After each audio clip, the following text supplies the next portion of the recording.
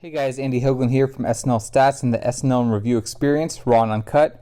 Today we have a very fun bonus episode on the upcoming MTV Movie and TV Awards. In this podcast, I speak with Nicole Rovine and Mike Murray on the history of the award show, especially the Best Comedic Performance category, why it matters, and all the connections between it and SNL. Hope you enjoy this fun conversation. Let's get statistical, so unpredictable, here on SNL Stats.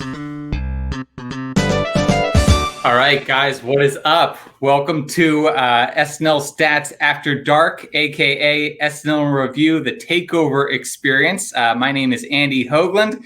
I'm going to be the captain on this journey, this voyage, this journey today. Straight to the moon.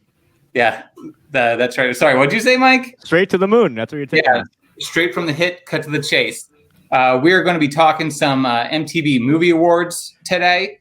One of my favorite award shows of all time for a variety of reasons. We'll talk about that more in depth. But first, I want to open up and introduce our wonderful round table, our guest panel. Guys, thank you so much for joining me on this wild adventure. Nicole, what's going on? Why don't you give the listeners and viewers something about yourself? Yeah, I am great. I'm so excited to be here. I am not as much of a MTV Movie Awards buff, just in the sense of I haven't kind of watched it year to year. So I have done my homework and researched it now. So I think it'll be interesting to have a variety of perspectives. You know, some people who watched it more, some people who are kind of analyzing it from a removed perspective of more of a, you know, like a retrospective, if you will. So I am excited, and I'm grateful to be doing this, and I'm learning a lot just in joining. So I hope that the listeners and viewers learn about as much or more than I did. Also, yeah, I'm excited. You're the audience avatar here, and Mike Murray, our resident graph and stat guy. What's going on, man? It's good to see you again. Good to see you too. It's been a while since I think right after New Year I saw you. So really been that long? Holy crap! Yeah, we did a show like right after New Year's Day, I think. Thanks for inviting me. This is a fun panel. For the SNL Stats fans, you'll know me from the By the Numbers shows, where you get as analytical as humanly possible on SNL, which is what I do. So now we get to talk about SNL movies, which is fun because we're always talking about predicting the next biggest star of SNL, and so now we get to look back and see, you know, who flamed and who fizzled, and exactly. Yeah. You're right. You're using your analytical skills to look backward a little bit, which I think is also valuable. And as you just mentioned, you know, SNL Stats has such a wide array of content. It's really a monster in that sense. There's a number of bonus episodes for people to check out. Besides this particular one on the 2021 MTV Movie Awards. I know John just had his podcast on the controversial Elon Musk episode, the decision to book him, whether the episode was fun, yay or nay, that sort of thing. But also there's bonus coverage on That Damn Michael Che show, which just came out on HBO Max and features a wide array of stars and SNL associated comedians, including one of my favorite people, Ellen Cleghorn. So definitely check out that show, but check out John's that podcast of that as well too. You know, always hit that subscribe button, guys. Don't even play around with that. You know, you got to hit follow no matter what you do. Even if you don't want to, you should do it. You really should. Great sell. Yes, thank you. But so the MTV Movie Awards, okay? I have watched the show for a long time. I don't even want to date myself by talking about the first time I watched this show. I think it's the best award show there is. It's just such a fun snapshot, time capsule of pop culture. It's kind of living history. Let's put it that way. And there's also a ton of SNL connections, including this year's award show is hosted by Leslie Jones. So, Nicole, I know that you're excited for this weekend's latest ceremony. Do you want to give people a quick background on what they can expect if they're going to watch? Yeah, of course. So, in addition, obviously, as Andy said, Leslie Jones will be hosting the traditional MTV Movie and TV Awards, which have been going on for a while. And she is so great. She was on Fallon, I think, yesterday, and they were talking about it. And she is just going to be the perfect host for this. You know, when in her conversation with Fallon, she was talking about how she wants to be a villain and she wants to be cast as the meanest villain in something. And I think that's the perfect type of energy for this show, because it's not just best actress, best actor, it's like very specific and funny, like, best duo, best hero, best kiss, things that are a little bit more interesting. And Leslie has a really good finger on the pulse with those things. And she is, I think, interested as much herself in having those roles, but also I think she's really excited to celebrate other people for not just being the best actor or best actress. She's someone who also, her role on SNL was basically herself. That's how she was great on that show. So for her to host a show that more celebrates individuality and personalities and dynamics, rather than just, did you give a winning performance? Did you embody some famous person from the 1800s? So I'm so excited for that. And then actually the other part of it, which is totally new this year, is the Unscripted Awards. So that's also an MTV Movie and TV, but unscripted. It's reality TV, and it is hosted by Nikki Glazer, who is not an SNL alum, but she has a lot of connections to the show and vice versa. She just started a podcast on Will Ferrell's podcast network, so she is great with that. I think it's an everyday show, 5 days a week, which is great for the podcasting world. If you want to check out her roasts on Comedy Central, I'm going to go on record and say she is the best roaster in the Comedy Central roasts. She's unreal. Like, she doesn't hold back. She's so funny.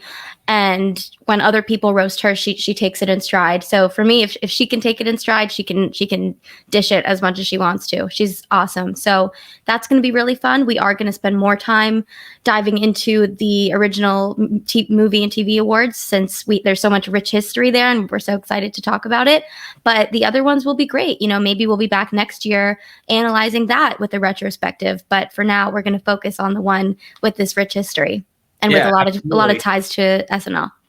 Really well said. And just to your point about Nikki and Leslie, I think that both of them are going to bring a very specific kind of energy to the show, which that's really the je ne sais quoi.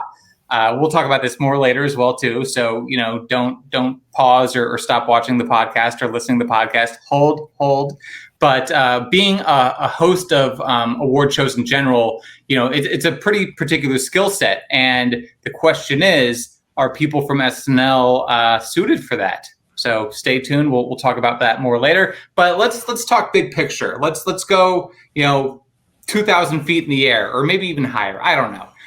Let's go into the overview of what we're talking about here. Why are we talking about the MTV Movie Awards, especially at a time when award shows are being questioned kind of existentially, frankly. The Grammys have lost a lot of credibility over the years with artists stopped showing up. Jay-Z's always knocking them.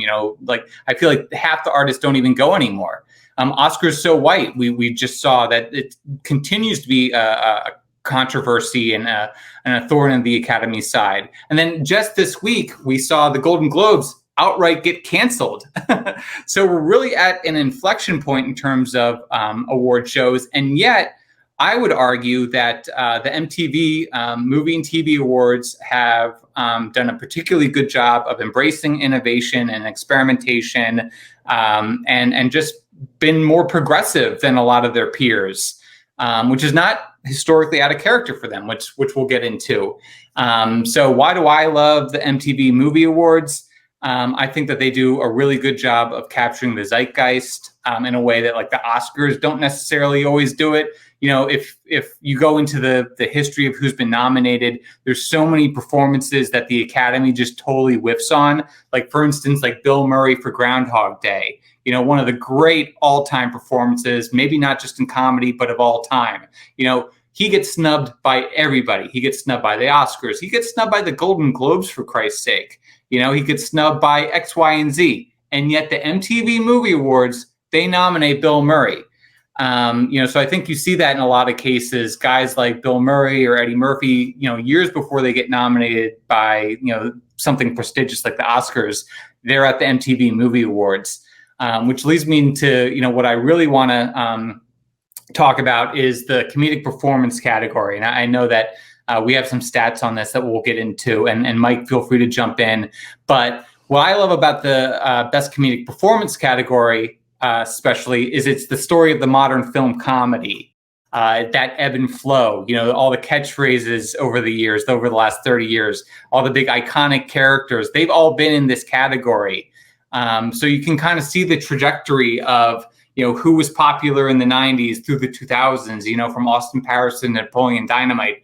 It's all captured in this category, and then like we've been talking about, SNL, I think especially, has a very important relationship to this award show. They're both institutions.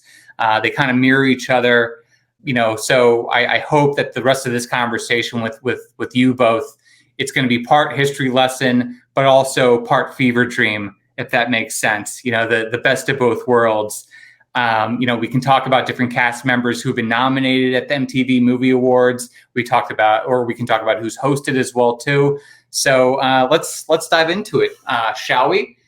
So first, if people are watching this on YouTube, I have some banners that kind of go into the categories that you can see at the bottom here. So this is the first category when the show first starts in 1992. And you have a lot of all-stars here from the SNL universe. 4 nominees, including several from the first couple of classic eras of the show, are nominated. Plus, the only one who's not is Steve Martin. So an iconic host is the only non-cast member who's nominated. So like I was just talking about, you see Bill Murray getting brought up here. This is big when like Wayne's World is all the rage, which is really when I first started, being introduced to SNL and comedy, was when Wayne's World was a huge fad. Are you guys fans of Wayne's World or What About Bob or any of these movies? I love What About Bob. Great movie. You want to know something embarrassing about me? If we're going to be really honest, Please. Of course I've seen Wayne's World and everything, but like my most instant memory of it would be they did the Uber Eats commercials, right? Recently. Yeah, they did. With Cardi B, which is so embarrassing. It's mortifying of me. I'm like, whatever the opposite of aging myself is, I guess that's what I'm doing. I'm younging myself. We'll coin that on this podcast. Yeah, yeah. I'm younging myself. But yeah, that was like the first thought that popped into my head. And then of course I've seen it. I've seen all the sketches, the 40th anniversary sketch that they did.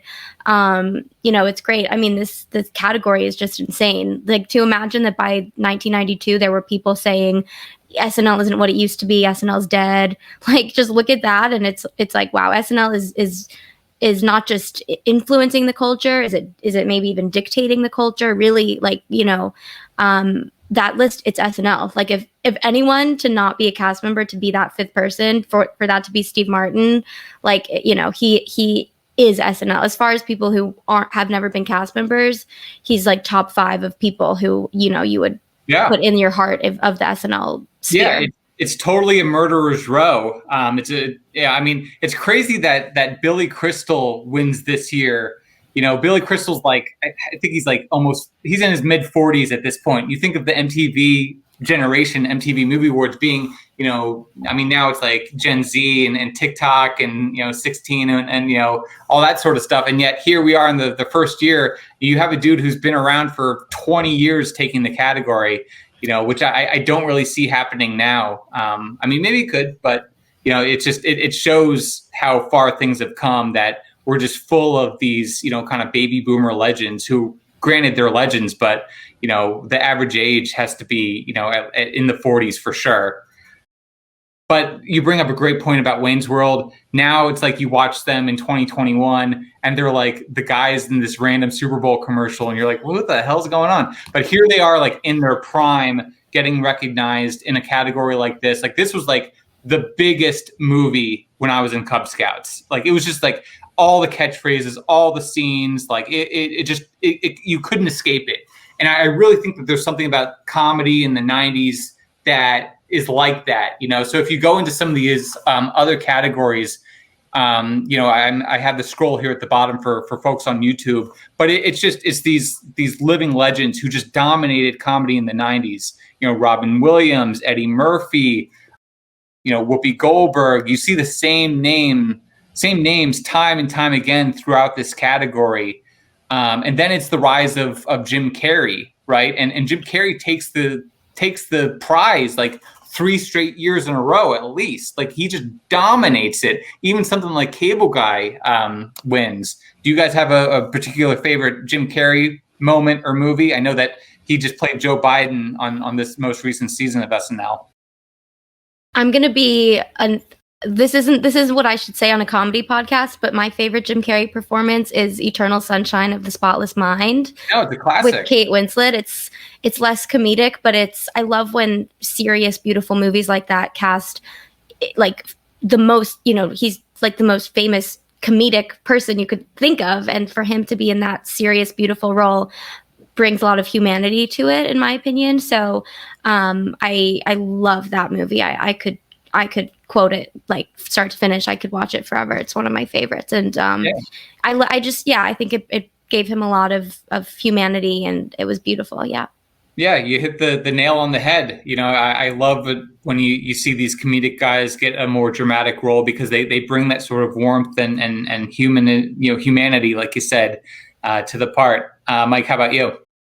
I'd be remiss if I didn't say that probably like once a week or at least once a month, I'll say, "Big gulps, huh? Well, see you later." So, I mean, that's maybe one of my favorite lines in movie history. So that's from Dumb and Dumber, if the audience doesn't know, but I hope you do. So on Jim Carrey, I have to mention that. And then for some reason, I always have a huge spot in my heart for Liar Liar. So that's another big one when I was a kid. Quoting that movie. Dumb and Dumber is kind of a hometown pick for. I mean, you're not super far from Providence, where the Farley brothers cut their teeth. Yeah, exactly. And then I want to go back to the first ceremony too, which was hosted by a fresh off SNL Dennis Miller. Yes. Who, people don't talk about him really anymore. So I think it's fun that the first ceremony was hosted by an SNLer, and that it was by him, who was on SNL till 91, and that was in 92 that the first MTV Movie Awards were. So bringing it all the way to Leslie Jones now, it's like, it's from day one, it's been SNL influenced. And then to tie it to music too, we talked about Wayne's World, is that Wayne's World got Bohemian Rhapsody to chart. That's how big that movie was, that, it just charted again because of the movie Bohemian Rhapsody, also starring Mike Myers. But that's like, it was so huge that everybody was doing the headbang to Bohemian Rhapsody that it was like people were calling radio stations to hear it, because there wasn't streaming around then. So I just wanted to bring that up because it's it's MTV, it's music, it's movies. Year one, it's Dennis Miller, and it's Wayne's World, Dana Carvey and Mike Myers, both nominated separately and as a duo. Yeah, I mean, first of all, I also want to mention Cam Neely for a second, since we're talking New England love here and trying to dissect your passion for Dumb and Dumber a little bit, but maybe I have a Cam Neely jersey, and it's the same jersey that like Adam Sandler is wearing in Happy Gilmore. That's a fun fact. That he has that Black Bruins jersey. That's the one I have, but I have number 8 Cam Neely. Some people will put Seabass on the back. Number 8 Seabass. But you bring up Dennis Miller, and again, it shows how far we've come. I can't imagine in 2021 someone like Dennis Miller hosting the MTV Movie Awards or anything associated with MTV. It just shows how MTV has evolved over the years. But we can get a little bit more into the nuggets and nuances of the hosts, during the second half here. But I just want to kind of touch on some more of these things about the 90s. You see Jim Carrey, and just to correct myself, he won 4 straight years in a row, which is, pretty impressive. Dumb and Dumber, Ace Ventura: When Nature Calls, The Cable Guy, which is not his best or his funniest, but I've always had a soft spot in my heart for the twisted darkness of Cable Guy, and then Liar Liar, which Mike, you just brought up. So quite the run that he wins back to back to back to back years. Like that's like, the Yankees winning 4 World Series back to back to back to back, and then, you see, a lot of the same names. Eddie Murphy comes up again. And then it's the rise of someone like Adam Sandler. He's another one of these guys that just dominates this category here. Adam Sandler being obviously SNL alum. He gets his first win in 2000 with Big Daddy, but he's nominated, I think 5 times total overall, which I think is the most for an SNL person in this category. So it's really a ton of the same names win and are nominated year after year after year. 2001, it's Ben Stiller, who also technically is a SNL alumnus for his 3-episode stint or whatever it was. But Nicole, you and I were speaking briefly before the show started about just how male-centric these early years are, and in fact, Janeane Garofalo is the only female cast member from SNL to be nominated like the first 18 years of the show. What do you think about that? First of all, are you a Janeane fan, or are you not as up on her? Oh, totally a fan. Yeah, I know she's kind of Fran Lebowitz-y these days in the sense that she will like do like a lot of low key, stand up, and I know she's kind of on the scene, but she doesn't really self promo that much, and she likes it like that. I've listened to some podcasts of her, and she's sort of like a fish out of water on like, in terms of just the self-promo part of podcasts. Like she could have these great conversations with podcasters, and then they're telling her to like talk about what she's up to, and she's like, oh yeah, I'm doing a million things, but nobody knows about it. I don't want to, so I'm familiar with her for sure, and her interesting Fran Lebowitz-y vibe right now. Or that's how I see it, at least. Yeah, I mean, we were talking a lot about it, and as messed up as it is of the show, I think it's more just a reflection of the industry. MTV is always kind of ahead of the curve, and yet I don't think there were women to nominate in the same sphere. It's like how in the Oscars with directors, like they need to uplift more women, but at the same time, there haven't been the same opportunities for women to have these big box office hits and to take those reins as directors in those types of movies. It's the same thing. I think in Hollywood, traditionally, it was very hard. It's not speaking from experience. Fortunately, I'm of a generation where I get to see a lot of women who can be, funny and like make a fool of themselves and like do crazy things, and also still like be able to be like the leading lady in a romantic comedy, and also, be the butt of the joke and then the star. And there's more flexibility to weave in and out of comedy to see, all that stuff. But yeah, back in the day, I think it was very hard to be a woman and let yourself be so funny that you could be a butt of the joke and then resume back to being taken seriously as a wider actress, even in romantic comedies with an emphasis on comedy. I just don't think, the roles weren't really there with the parts for women being the funny parts of the movies, but also if they were there were understandable apprehensions about taking on those funny roles, because you had to be so aware of the way you were being perceived and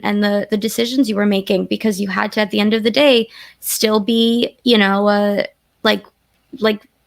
all the sex appeal stuff. Like you had to prioritize that, I think, in Hollywood, and there wasn't room to take the same types of risks today. And, I speak on this as if it's all over. Like there's a long way to go. But yeah, I think it's more a reflection of the industry than these awards. Well, yeah. And to that point, on the one hand, it's like, how can, you scientifically use something as frivolous as the MTV Movie Awards or the comedic performance category to demonstrate anything.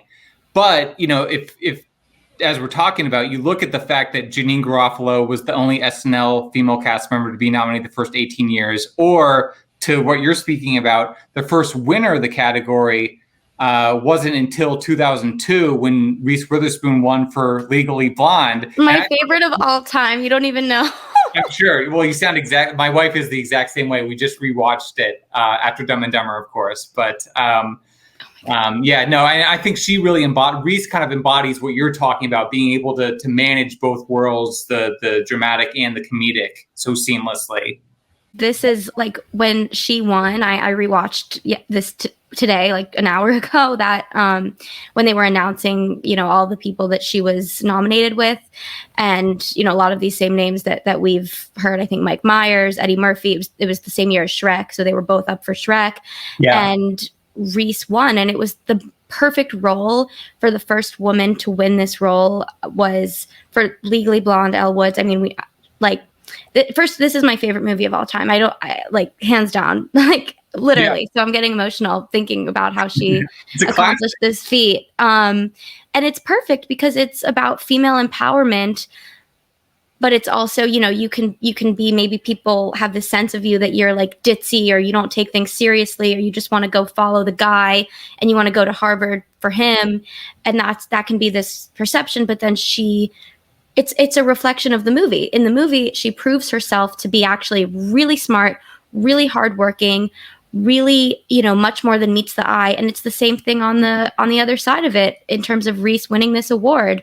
Like, she can prove that you can kind of do everything. You can be the romantic comedy lead, you can be goofy and weird, so it was a perfect reflection of like, there can be more than meets the eye, and you can do many things. And I think then she won the Oscar 3 years later, 3 years later. Yeah. And so she and her career now, I mean, she's like one of my biggest heroes and idols ever. And I think she really paved the way in ways that we think of her as just so like established and on it all the time, that I don't think it's like my generation of people who love her now and love her older work and everything, but I don't think we remember the impact at the time of how important it was. Like, I watched that movie like when it came out, but I was so young. I've loved it since then, but it's only taking me till now realizing it was a huge deal that she won that award. Like, up against, we're looking at it right now, Eddie Murphy, Mike Myers, Sean William Scott,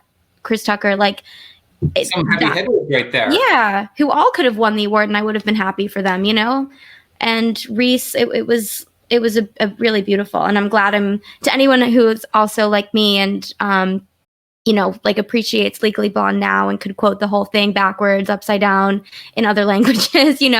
I think I'm glad that we can all take a second to realize the gravity of it in retrospect, and how much of an icon Reese and Elle Woods are. Yeah, well said. And you were speaking about obviously we still live in an imperfect world, but if you look at the stats here, there has been some progress, at least in terms of acknowledging female comedians in this particular category. Like I said, just to reiterate, Janine Garofalo is the only female cast member recognized in the first 18 years. However, 4 of the last 5 new nominees in this category are women. Amy Poehler, I think she gets nominated for Baby Mama. Then Kristen Wiig comes with Bridesmaids, and then Kate McKinnon gets nominated for like 3 or 4 different things, including her work on SNL, which I always thought was interesting. MTV was kind of ahead of the curve in this blending of movies and TV. Now TVs are more like movies. Now movies are more like TV shows or whatever. So blurring the categories made a lot of sense and resulted in Kate being literally nominated for her work on SNL. And then coming full circle this year, Leslie Jones is not just hosting, but she's also been nominated for her work in Coming to America, which I'm wearing. I don't know if you guys noticed a McDowell's shirt. Which love is it. A little Coming to America reference there. Love that. But so let's get back into the nominations right here. So like I said, the 90s are really dominated by these huge iconic characters that arguably their catchphrases just kind of rode them into the ground a little bit. Whether it's Austin Powers. Or getting into the 2000s, we get into the Borat stuff. Anchorman gets nominated, Will Ferrell. So you kind of see that a stepping away of that as we get into the 2000s a little bit, which is curious. And then, what's interesting when you look at the numbers we talked about, like the first 16 years are just really heavy on SNL cast members being nominated. Like we were just talking about 1992 when the show starts, the ceremony first begins. 4 out of the 5 are, SNL people.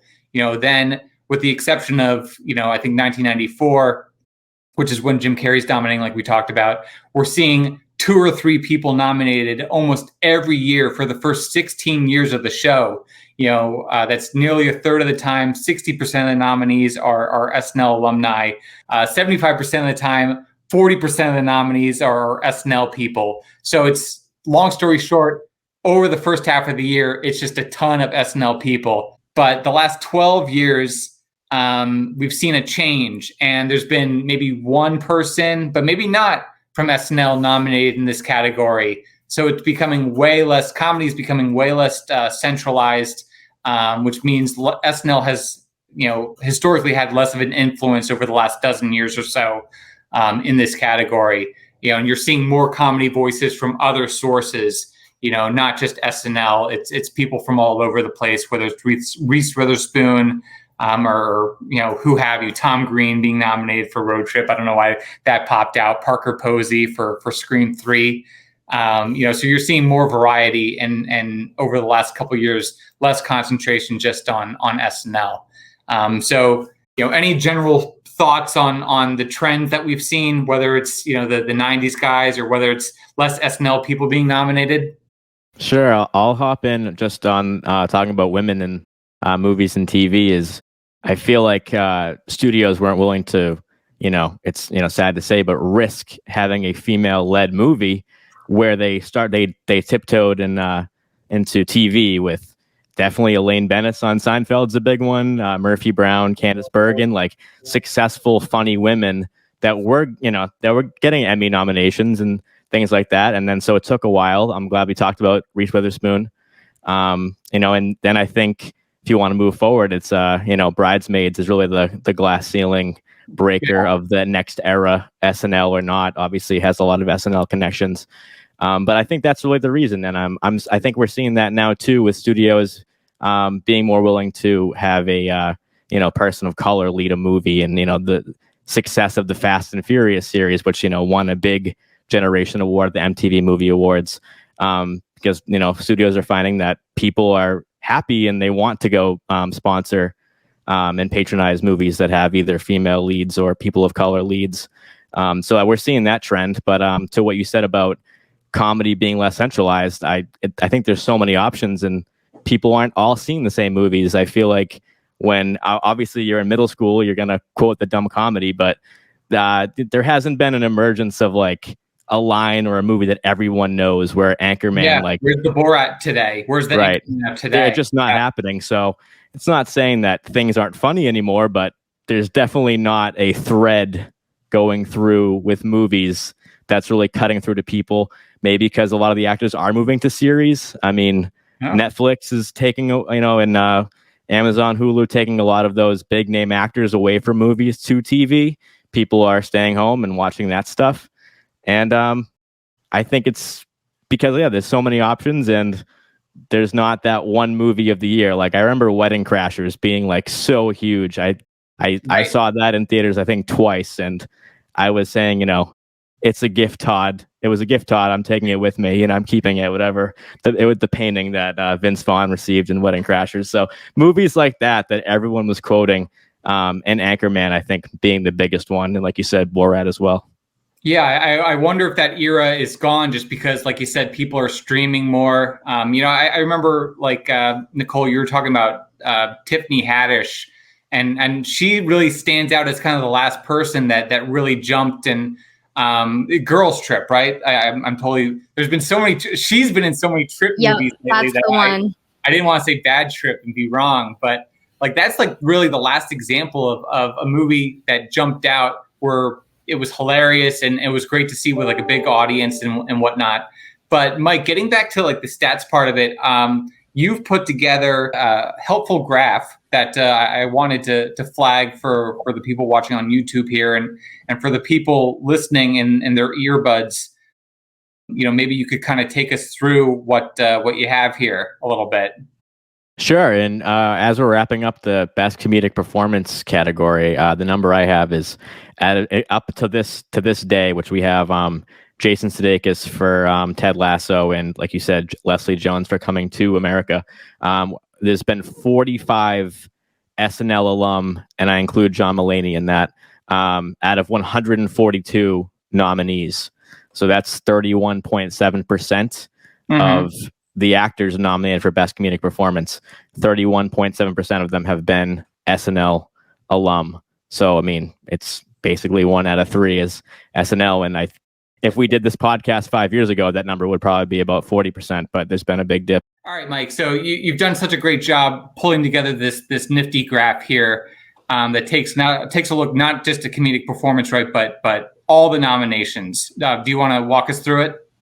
Sure. This is starting from 1992 to today, and I just totaled all nominations individually by an SNL alumnus. So whether that's Best Kiss, whether that's Best Comedic Performance, Best Duo, if it was 2 SNL alumni that were nominated, I counted that. So going across, so we had this line graph that's showing the trends. So you're seeing, some peaks and valleys there, and if it was a year that I was above average, I ended up being, including today, about 4.5 nominees per year at the MTV Movie Awards for people from SNL. I included a prominent film from that year just to show maybe what was really taking some nominees that year.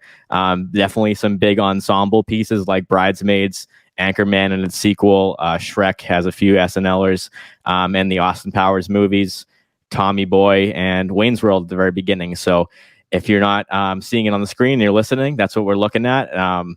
There's definitely some high highs and low lows. And the most recent above average year was 2016, and I threw Trainwreck on there because Bill Hader picked up a couple noms that year.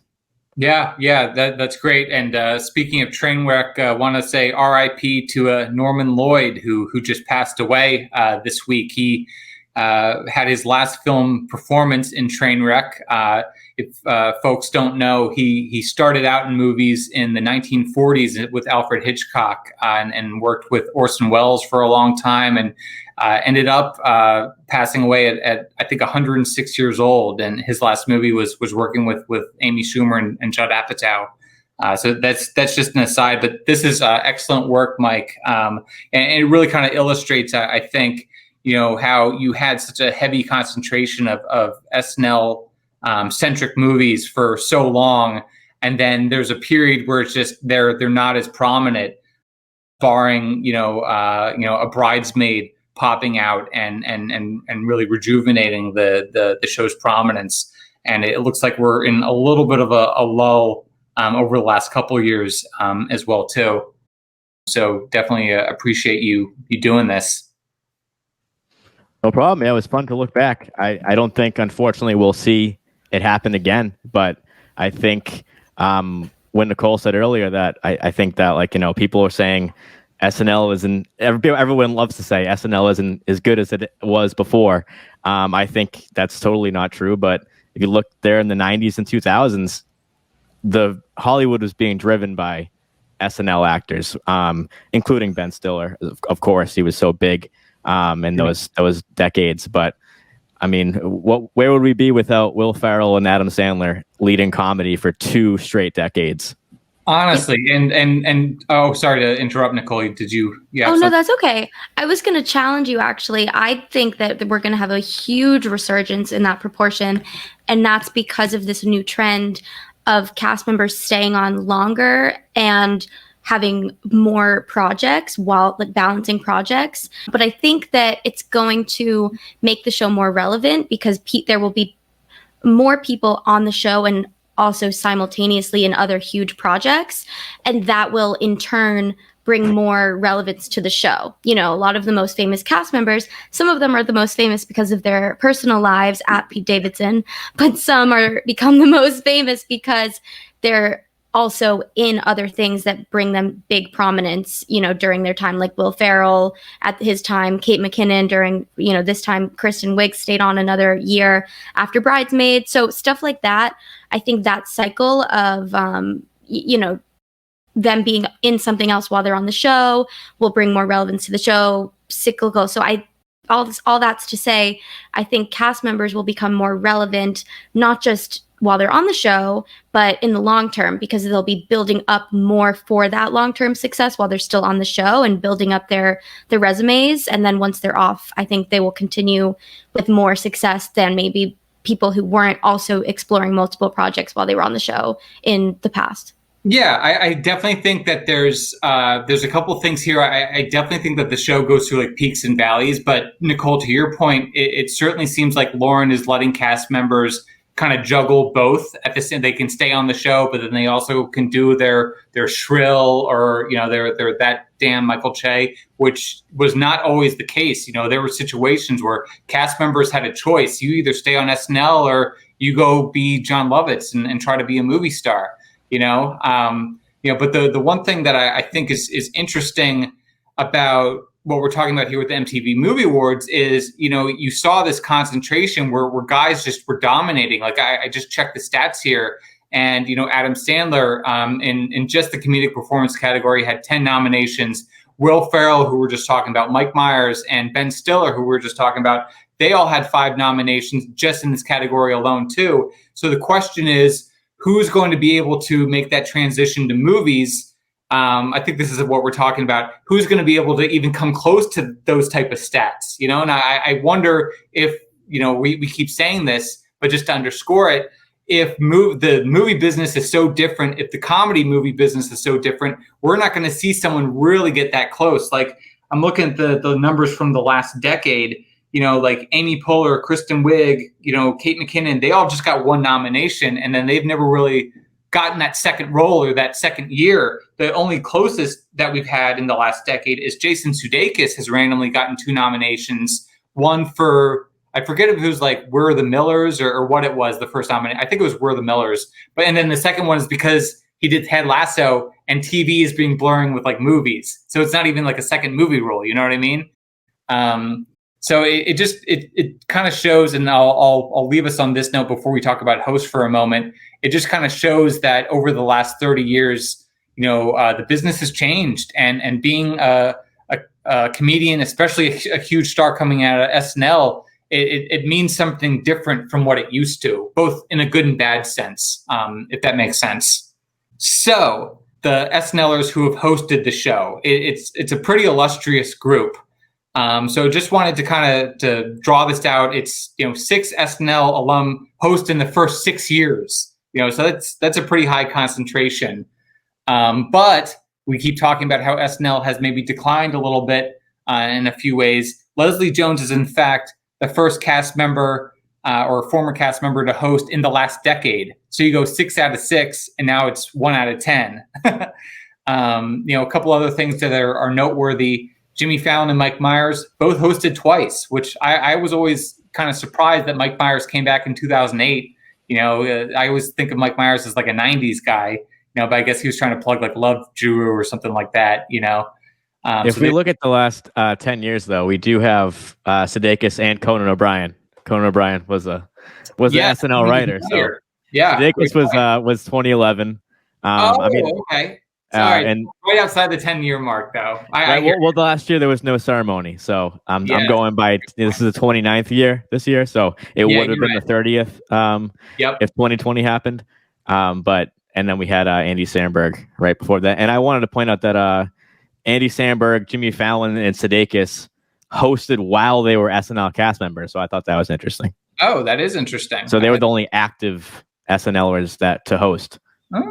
Interesting. Jimmy Fallon the first time with I think maybe the one that stands out to me is Jimmy Fallon and Kirsten Dunst. Kirsten Dunst, the Spider-Man parody, I remember. Yeah, and they did like a musical performance that was like pretty cringy. That stands out to me. Yeah, it was Madonna. I think they were. Yeah, it was one of the Madonna songs. Yeah.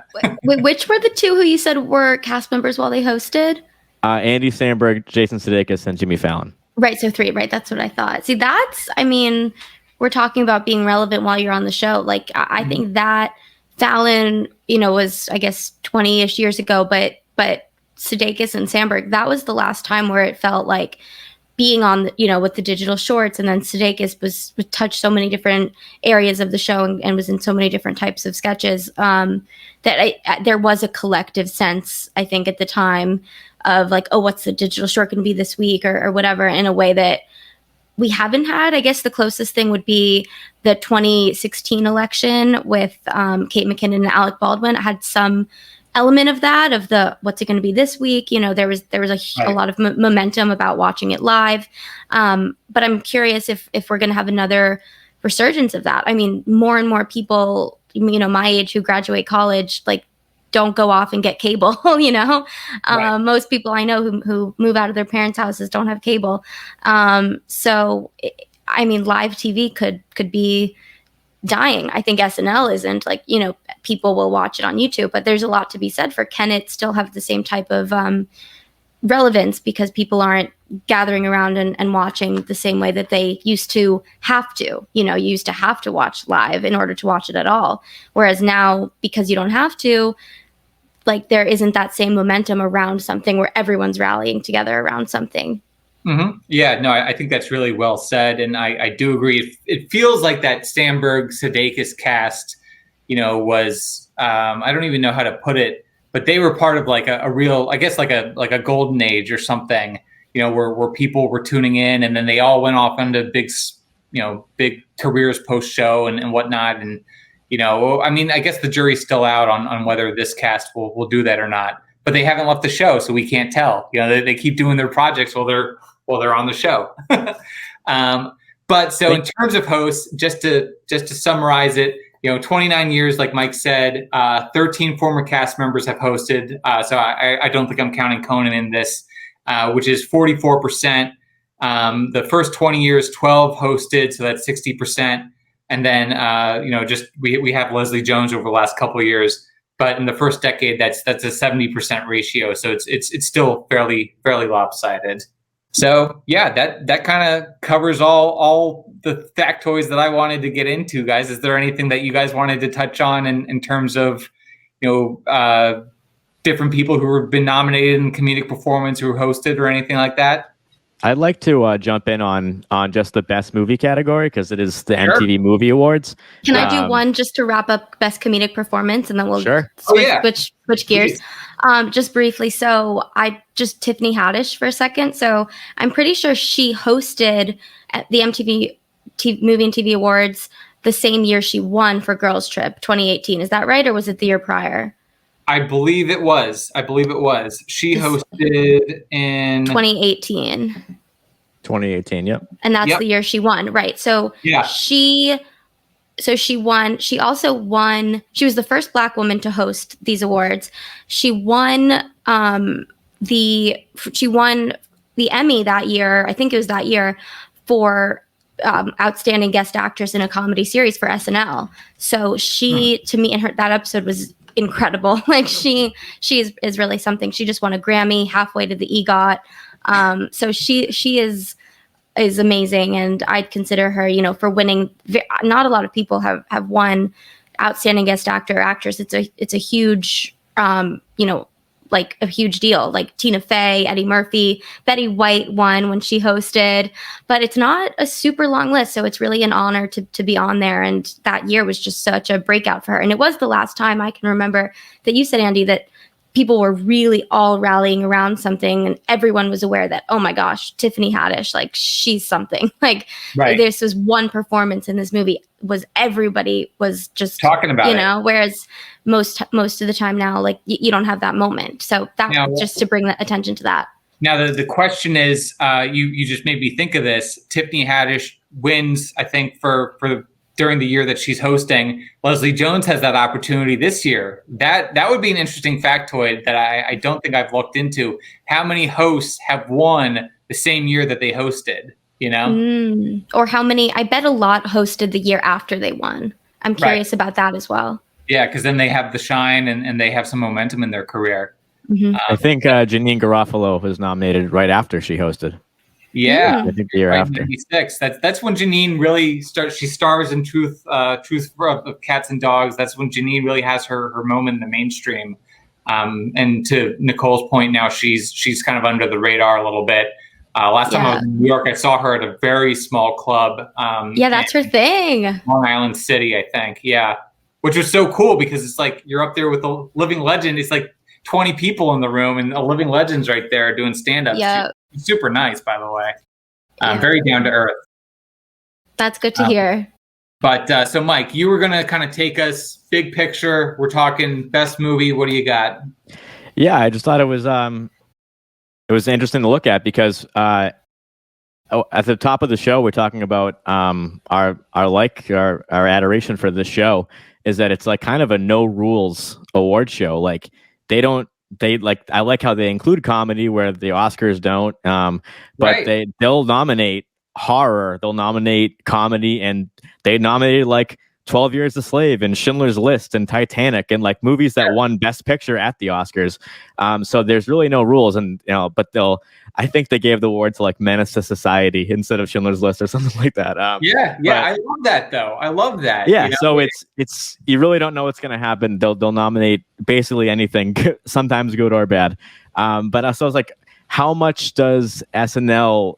How big is the web that it casts on Hollywood? Because MTV Movie Awards is just a slice, but it's going to cover a lot of genres, not just comedy. I mean, this is a show we do about SNL, and that's a comedy show. So naturally, we're going to look at comedic performance as a good place to start to see SNL people shining in a category that's overlooked by, the snobbier award shows. So I was like, let me just take a look at best movie, because what's a better category to win than best movie of the year?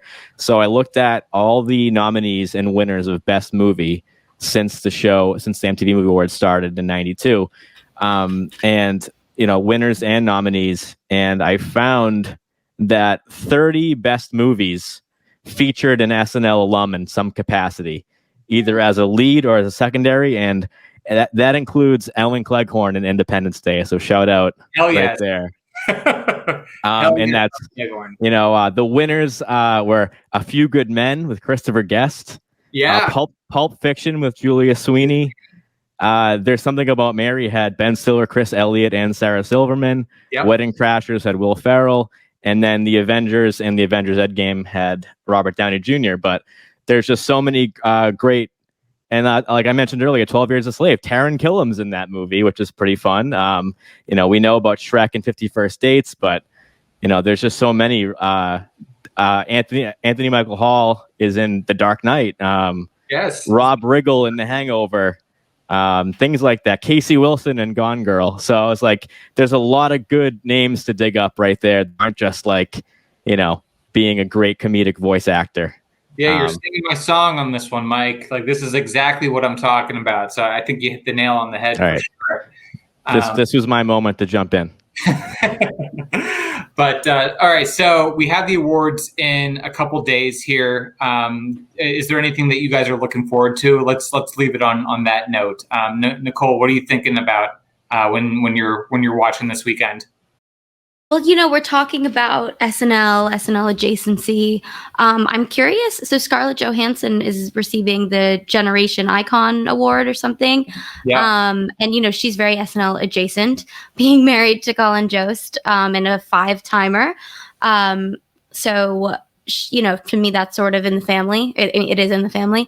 So that'll be interesting to see. I'm curious what she'll have to say. I'm very excited for Leslie Jones to host. I think she's just of any award show, this is the perfect one for her to do, because she's so good at kind of like just seeing she would kind of like find it funny to host like the Oscars or something. With this, it's like really finding the important specific things about things, and she's so good at that of like thinking about, like I said, like best duo or best hero or like these specific things. And I love when she's on Update and she'll just go off about something specific. And when I heard her talking about how she wants to be a villain in a movie, I just had the light bulb moment of like, of course she should host this show. No one else should host this show, if anything, than her.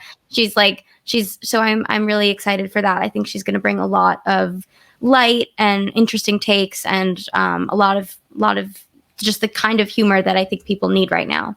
Very good. Yeah, no, totally agree. See no lies on that. Mike, what are you thinking? Quick correction. I got my action mixed up. So Ellen Cleghorn in Armageddon. It was Randy Quaid in Independence Day.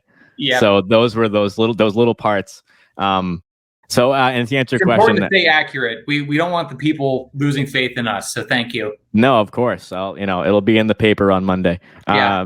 And my answer is, I think I'm really looking forward to Leslie Jones, because we talked about right at the beginning tonight about the waning popularity of award shows and whether they have a seat at the table 5, 10 years, 20 years from now.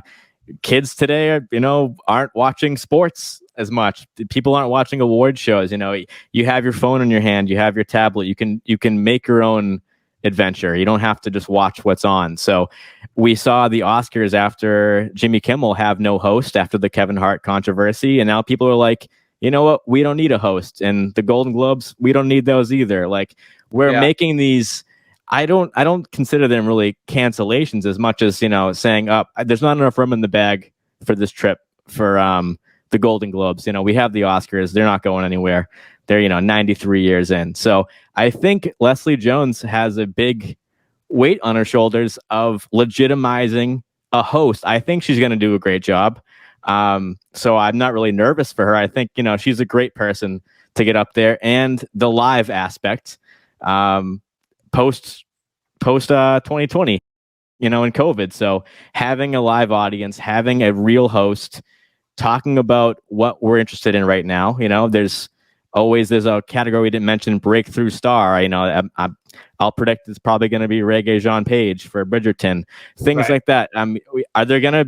Are we gonna gain any household names, not just from this show, but I think it's a good indication of who should be on our radar for future things like that. So I think it's all about Leslie being funny and legitimizing that a host of a show is a good thing, and it can move things along and not just like feed the audience pizza. So I think that's what I'm looking forward to. Yeah, very good. Very good. Well, all right, guys. Well, as we wrap up here, once again, wanted to thank our roundtable so much for their insights and for indulging me on this quest here.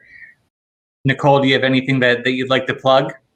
Yeah, I mean, just give our Instagram and Twitter a follow at SNL Stats. We are working on some really fun things there, and it's, complimentary to the podcast, but also I think it's a little, just some fun little pieces of content there that you won't really see anywhere else. A lot of the stats that Mike does, and he does so well, we'll feature there. We're featuring some TikToks, a lot of variety there. I'm also always open to feedback about it. If you want to DM us, I just want to really make sure I'm making content that people want to see, and so I'm always open to that. Just give us a follow at SNL Stats, Instagram and Twitter. And then for me personally, I'm at Nicole Rovine on both Instagram and Twitter. Very good. Well, you're doing a great job on the social, so thank you for being here. And Mike, where can people check you out? What do you got? They can find me at SNL Mike Murray on Twitter. That's where I post little bits of SNL information. And thanks to Nicole for making my data look pretty and posting it on the SNL Stats accounts. I'm always posting things about old shows, things about new shows, and I'll always post the actual power rankings of each episode the week of. So I'll be posting the Elon Musk episode this week. And I mostly just I feel like the reason that me and John are Lorne Michaels of SNL Stats universe, we both see the show in a really, really similar way, that I'm always trying to promote the macro of SNL, that it is a tapestry of 46 plus years. It's not going anywhere.